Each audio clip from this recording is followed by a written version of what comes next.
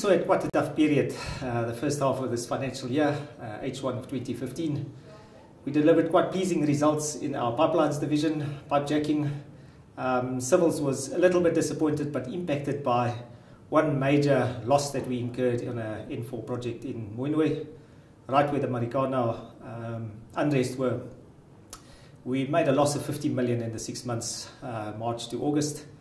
And if you could, which unfortunately nobody can go back and take out, but if you could take the results of that project out, the company would have delivered a profit of 20 million, which means our continuing business, our profits, our contracts, the rest of the business is sound, it's got good prospects, and we're delivering a profit and a margin respectable in the business.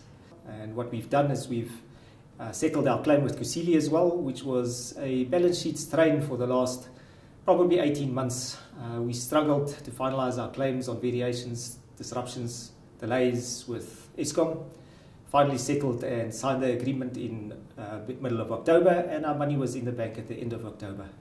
So the balance sheet risk, which was a potential of 150 million rand that we had to repay in advance payments, it's off the balance sheet.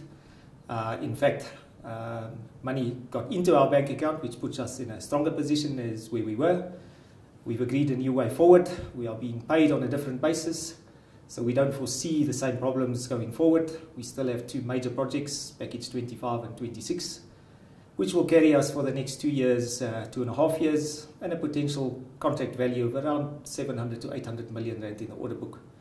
And those two packages are both profitable and cash flow wise positive. So from a Kusile and Eskom point of view, we are satisfied with the progress that we've made. Coming back and turning to our pipelines business, we're a niche operator, the only South African company that has a CV of a 3.5 meter diameter pipe, steel welded pipe, that we've concluded and finished the project in the beginning of this year. And we're currently quite heavily involved in the Western and Northern Aqueduct contracts, which is in the KZN region. For those who remember, the contract of the Western Aqueduct was cancelled on Esor some years ago, about 3 years ago. It came out in smaller packages, of which we won 2. And in fact, our order book standing at around 450 million is more work than what we would have had under the old joint venture agreement that we had in place. Minister of Sanitation was appointed this year. We've successfully completed the sanitation project around 200 million rand in KZN. So we're well positioned in the pipelines, sanitation and pipe jacking business. What we've also done in the civils business is we've refocused current work on hand. As I explained, we've got 800 million rand at Kusile. We have the Deep Slow development where we own the development rights, and we've sold 50% of that to Calgro, signed the agreement on the 24th of November, which means that we now positioned better.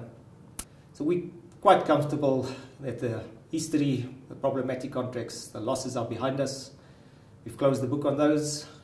We have restructured, we've streamlined our support services into one integrated shared services. We have, and we're just about finished with the implementation of our integrated reporting system, improving cost controls. We've appointed 3 commercial managers, 1 director and 2 commercial managers that would look after the regions for us, and inland and coastal. So yeah, we're confident that we are geared. We've got a young team. The average age is around 45 of the management team. We're here for the long run. We're not here to just look after the pension for next year.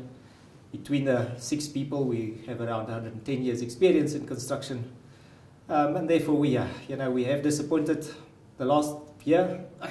We believe that we are geared for the opportunities that are around. Growth, we don't foresee that we will grow in the next 12 months. We want to sustain, consolidate, focus in South Africa. Some opportunity in Zimbabwe where we have an indigenized company, and then certain selective pipelines projects specifically in Zambia with Millennium funding. So we're trying to chase the projects where the money is secured in Africa, and we try to be the master of our destiny in South Africa as far as possible.